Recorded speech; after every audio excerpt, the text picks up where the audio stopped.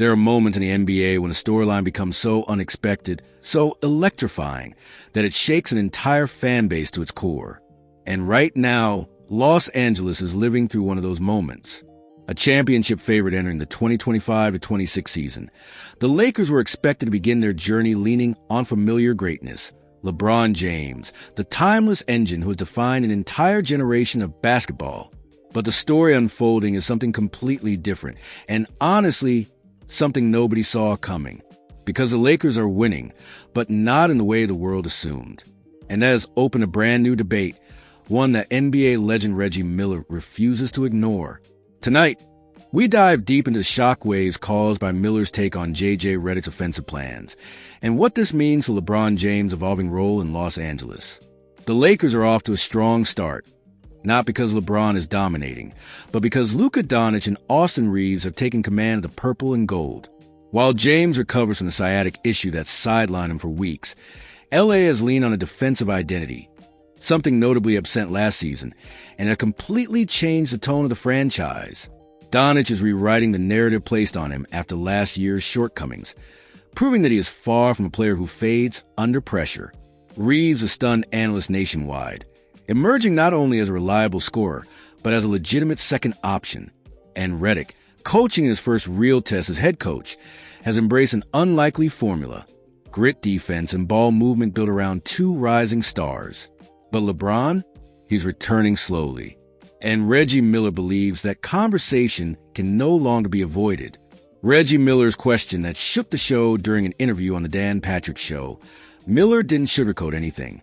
His voice was calm, calculated, but firm, the voice of a man who has seen basketball evolve through eras. When was the last time LeBron James was the fifth leading scorer on his own team? Miller asked.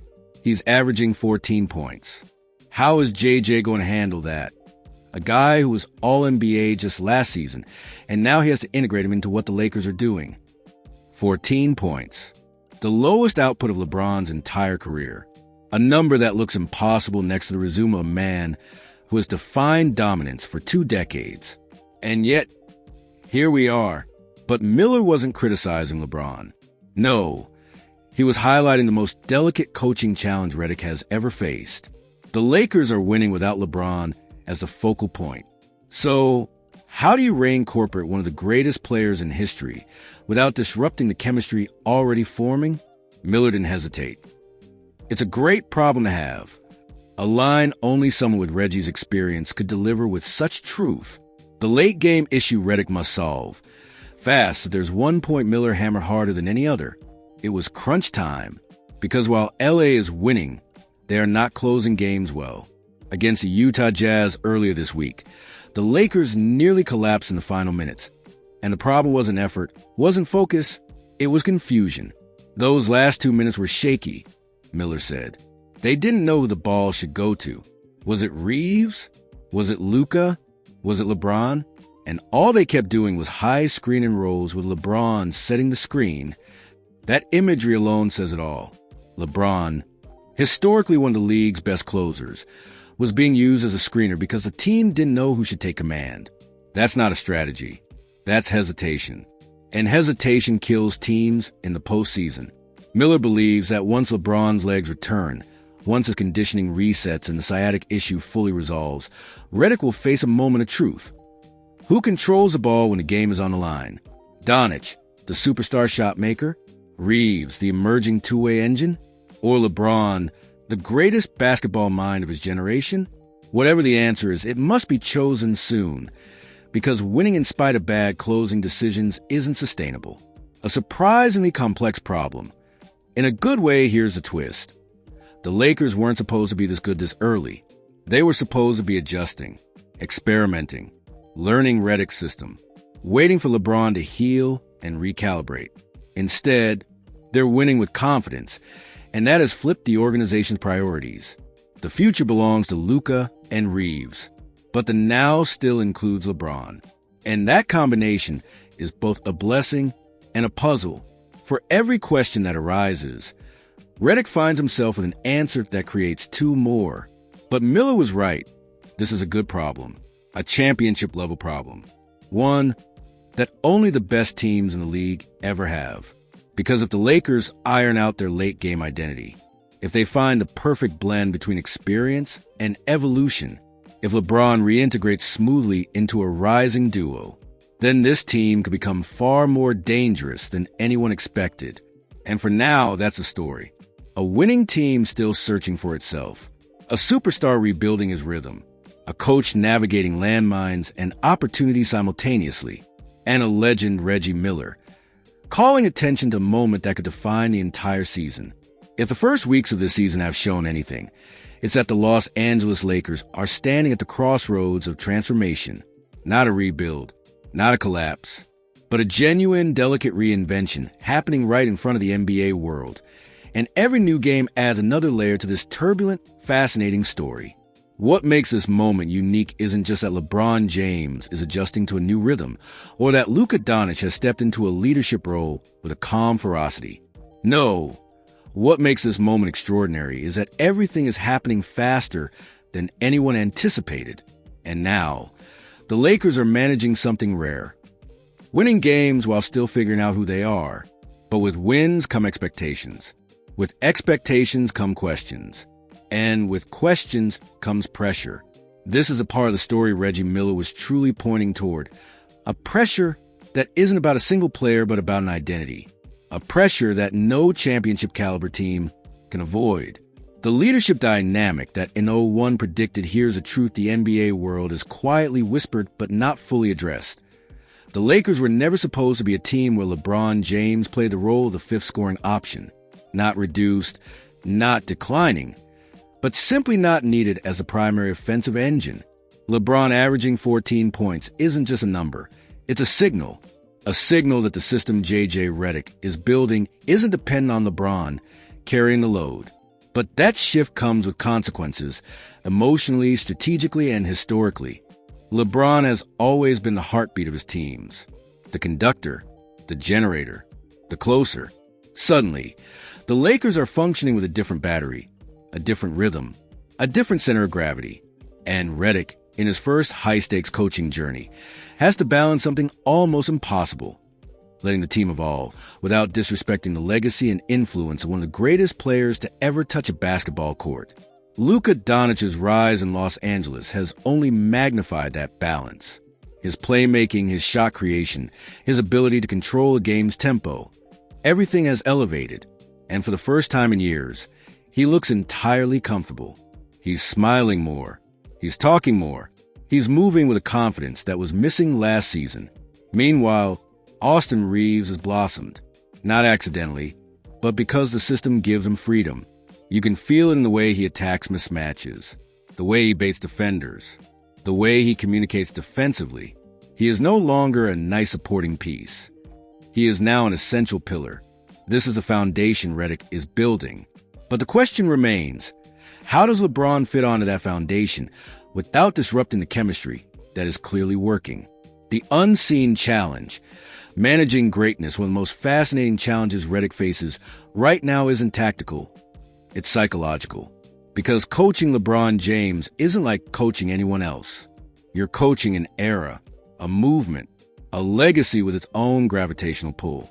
His presence changes the atmosphere of any building he walks into. Players alter their approach. Opponents adjust their game plan. Media changes the narrative. Coaches rethink rotations. And despite his low scoring average, LeBron's influence on the court is still immense. Defenders shade toward him instinctively. Teams still fear him in transition. No player commands more defensive respect by simply standing on the floor. But that presence can also create hesitation. The hesitation Miller pointed out in the final minutes against Utah. Who should take the last shot? Whose hand should dictate the final possession? How do you run late-game plays when the pecking order isn't clearly defined? Luka is used to being the closer. Reaves has earned last shot privileges. LeBron has been the closer for 2 decades. That is the clash Redick must navigate. Not a conflict of attitude, a conflict of identity. Crunch time, where championships are decided. Reggie Miller didn't call out the Lakers to criticize them. He called them out because he knows championships aren't won by talent alone. They're won in the final 120 seconds of games. And right now, The Lakers are shaky in those moments. Late-game execution is the purest test of a team's chemistry. You can't fake it. You can't hide behind rotations or schemes. When the game funnels into one possession, one shot, one read, the truth comes out. And the truth is simple. The Lakers haven't figured it out yet. Against Utah, they ran repetitive high screens with LeBron setting picks, a strategy that showed uncertainty more than creativity. That won't work against Denver, against Dallas, against Boston, against a Warriors team that still knows how to torment opponents in the clutch. If the Lakers want to be championship material, they must develop a late-game identity that is unmistakably theirs. Not improvised, not experimental, not reactive. Redick knows it. Miller sees it. Fans feel it. The good news? The Lakers have the tools. They just need the courage to define the hierarchy. And once they do, the league will feel the shift instantly. LeBron's return, a slow burn with huge implications as James continues easing back into form. Every possession, every minute, every rotation matters. His sciatic recovery has changed his pace and explosiveness, but everyone inside the Lakers building believes the same thing. The moment his legs return, the version of LeBron the NBA fears will return with him. Not prime LeBron, not Miami LeBron, but the LeBron who controls pace like a grandmaster, who manipulates defenses with his eyes, who wins possessions through sheer basketball intellect. And that version, even at 41, is a weapon every team in the league would kill to have. But the Lakers can't sit around waiting for that. They have to build, grow, strengthen an identity that does not depend exclusively on LeBron James. This is a paradox. To get the best from LeBron, he cannot be the center of everything anymore. But if he becomes too secondary, the team loses an advantage other franchises can't replicate. This is a tightrope Redick walks. And each game brings him one step closer to discovering the perfect balance. The unexpected gift of the season, here's the irony of it all. The Lakers wouldn't be having these conversations if they were losing. Struggles would have forced them to push LeBron harder, lean on him earlier, accelerate his responsibilities. But they're winning, and winning buys you time. Winning gives you margin for experimentation. Winning allows you to build long-term strategies without the panic of scrutiny. Redick now has the rarest opportunity in coaching to experiment with greatness while also cultivating the future. Luka, Reaves, LeBron, three completely different basketball identities that somehow must merge into one unstoppable force. And if that happens, if the Lakers resolve these late-game hesitations, if LeBron fully reintegrates, if roles become clear, then this team ceiling could explode far beyond anything projected in preseason. Right now, the Lakers aren't just winning games. They're forming a new version of themselves, a version the NBA isn't prepared for, a version that might dominate once every piece falls into place. And that's where we'll pick up next. The most fascinating part of this Lakers storyline is that the journey is still in its early stages. The 2025-26 season has barely opened its doors, yet the team already feels like a lab of possibilities, an experiment unfolding in real time with a championship as a potential outcome. The Lakers aren't just building a roster, they're building a new order.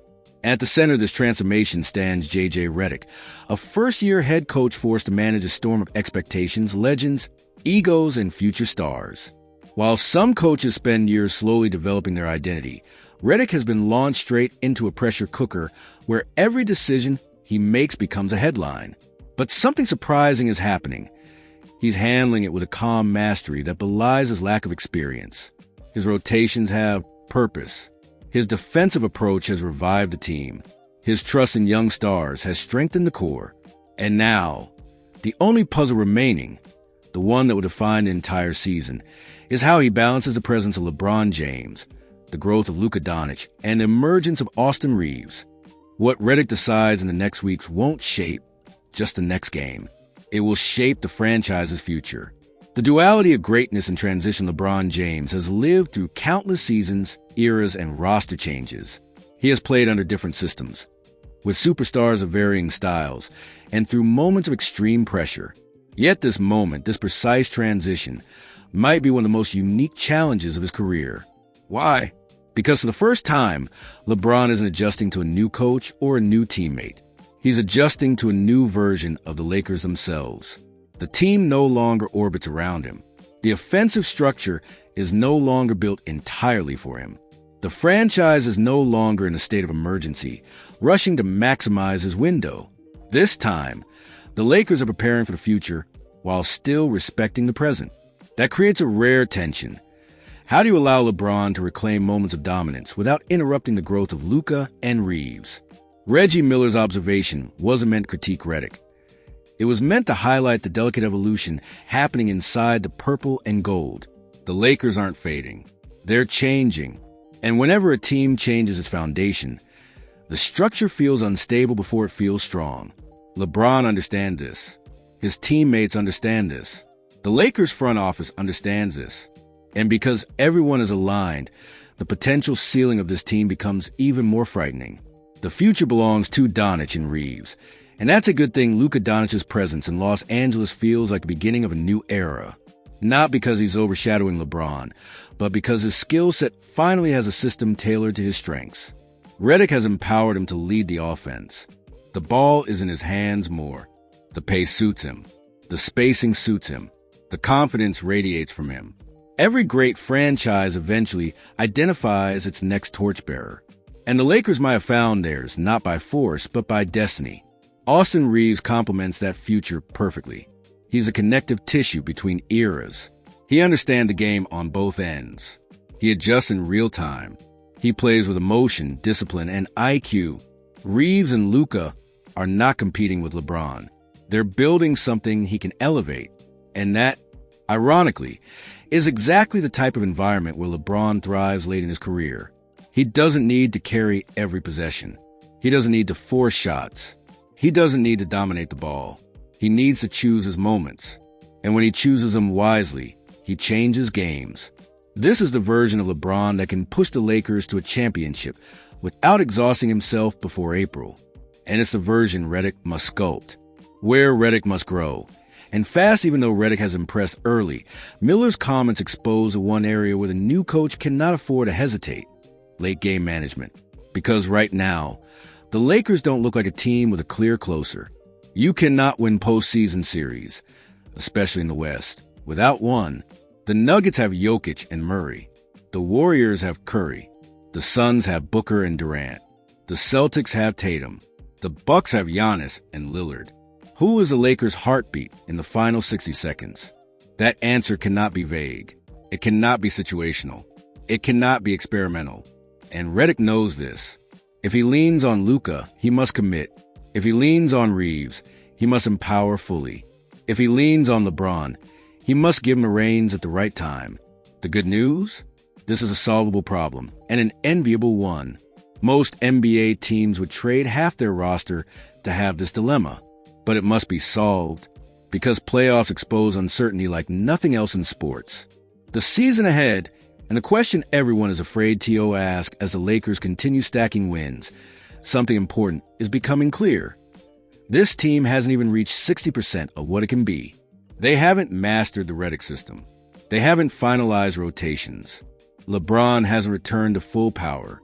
Luka hasn't hit his highest gear. Reaves hasn't reached his peak confidence. The Lakers are winning on foundation alone, not refinement. And that's the most dangerous version of a contender. Because once everything settles, once roles become locked, once LeBron's rhythm syncs with Luka and Reaves, this team could become one of the most complete units the franchise has assembled since the 2020 championship. But that brings us to the question hovering over Los Angeles like a quiet storm. Will LeBron James win one more ring before he retires? Redick won't answer it. Luka won't answer it. Reaves won't answer it. Not yet. The season is long. The twists are unpredictable. And the journey is still at its beginning. But this much is certain. The Lakers have the talent. They have the coach. They have the chemistry forming. And they have the hunger. The only thing left is time and execution. If LeBron returns to form. If Luka continues ascending. If Reaves remains fearless. If Redick finds a perfect blend, then yes, the possibility of a final LeBron championship is not just alive, it might be destiny. Final thoughts. The season that could change everything this Lakers season isn't about nostalgia. It isn't about replacing LeBron. It isn't about forcing a transition. It's about evolution. LeBron's legacy isn't fading. It's adapting. The torch isn't being taken. It's being shared. Redick isn't managing egos. He's shaping a blueprint. And along the way, Reggie Miller reminded everyone the truth. Greatness isn't static. Teams change. Roles shift. Stars rise. Legends evolve. The Lakers are living through all of that at once. And the result could be something spectacular. If they solve the final puzzle, the late-game identity, this team could become a nightmare matchup for every contender in the league. One thing is guaranteed. The NBA will be watching, fans will be talking, and the story won't stop here. If you enjoyed this breakdown, don't forget to drop a like and leave your comment. Your interaction helps the channel a lot. See you in the next video.